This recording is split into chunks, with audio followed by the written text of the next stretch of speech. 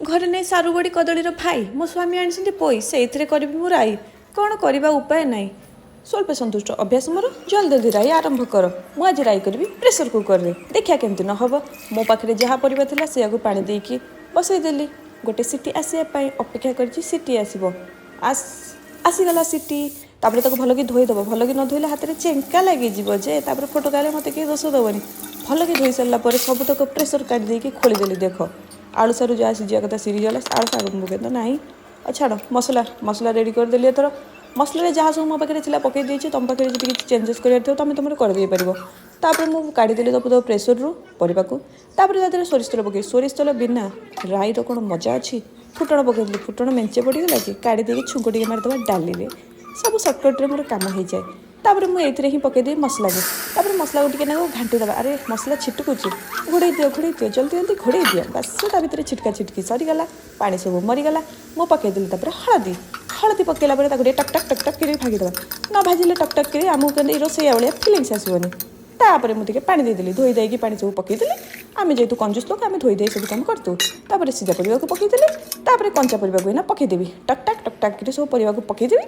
ତାପରେ ମୋତେ ଲାଗିଲା ପୋକଟା ଅଛି ଦେଖିଲା ବେଳକୁ ଫୁଟଣ ପଡ଼ିଛି ନା ପୋକ ମୋର ନାହିଁ ପରିବାରେ ମୁଁ ସବୁତକ କ'ଣ ପତ୍ର ପକାଇବି ଅଳ୍ପ ଦିଟା ପକାଇକି ଆଉ ପତ୍ରକୁ ରଖିଦେଲି ଅଲଗା ରୋଷେଇ କରିଦେବି ନା କାମ ହେଇଯିବ ମୋର ଜଲ୍ଦି ଟକ୍ କଲା ପରେ ଲୁଣ ଟିକେ ପକାଇଦେଲି ଲୁଣ ପରେ ଆସିଗଲେ ଆମର ଚିନି ବାବୁ ପକାଇଲା ପରେ ଆପଣ ତ ଘାଣ୍ଟିନି ଘୋଡ଼େଇ ଦେଉଛି କାହିଁକି ଘାଣ୍ଟି ଦେଲି ବୋଲିକି ଟକ୍ ତାପରେ ପୁଣି ମୁଁ ଘୋଡ଼େଇ ଦେଇକି ପୁଣି ଅପେକ୍ଷା କରିବି ସିଟି ଆସିବ ସିଟି ଆଇଲା ରହିଚାରେ ପୁଅ ରହିଚା ତାପରେ ମୁଁ ତାକୁ ଧୋଇଦେଲି ପାଣିଟେ ଭଲକି ଯେତେକ ଗ୍ୟାସ୍ ଥିବ ସେତକ ରିଲିଜ୍ ହେଇଯିବ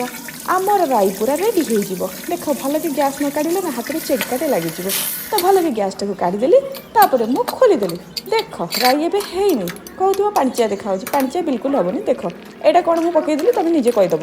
ତାପରେ ମୁଁ ତାକୁ ଟିକେ ଫୁଟିବାକୁ ଛାଡ଼ିଦେଲି ଡାଲଚିନି ବିନା ଆମର କେଉଁ ତରକାରୀ ହୁଏ ବିଲକୁଲ ହେବନି